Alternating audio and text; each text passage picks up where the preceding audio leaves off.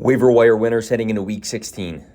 Jahan Dotson led the Commanders with 20.5 fantasy points in Week 15. Back-to-back games played over 16 fantasy points. He opened up the season with back-to-back weeks over 17. 6 touchdowns in just 9 games. This was a first-round investment by the Commanders. Season high 17 carries, season high 139 rushing yards for Tyler Algier, scoring his second touchdown. I feel like the Falcons are not competing and are going to give more work to their rookies. 3 straight weeks above 13 fantasy points for Donovan Peoples-Jones. He's shown us some receiving yard upside with Jacoby Brissett. He also had 1 of 3 of Deshaun Watson's games with 12 targets. Romeo Doubs returned to action for the Packers, and he caught all 5 of his targets for a team-high 55 receiving yards. Jonathan Taylor is set to miss the rest of the regular season, leaving Deion Jackson and Zach Moss in that backfield. Deion Jackson has shown us some receiving upside, but it was Zach Moss in Week 15 who had 24 carries.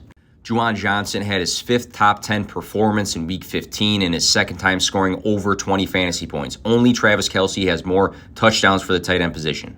Down week for Darius Slayton, but he's shown us some receiving yard upside with 3 weeks above 85 receiving yards, and he's also scored over 13 fantasy points 5 times this season. The upcoming Minnesota matchup is nice.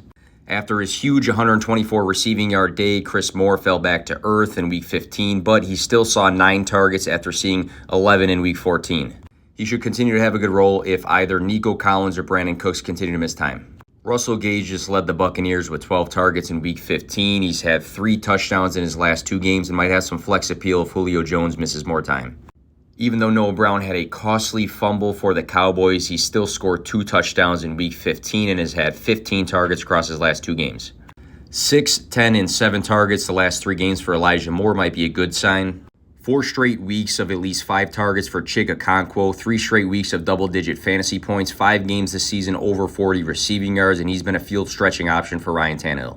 Marquise Goodwin, who exploded in Week 14, might capitalize on Tyler Lockett missing time, especially in this upcoming Chiefs matchup. Same with Noah Fant, who has scored 14 fantasy points in 2 out of 3 of his last games.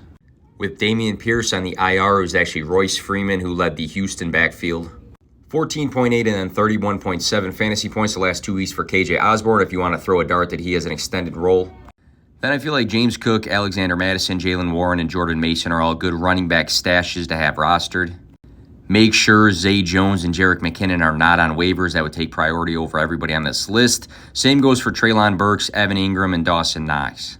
If you are looking for a streaming quarterback, I'll have a separate video on streamers this week, but take a look at Daniel Jones, Jared Goff, and Brock Purdy.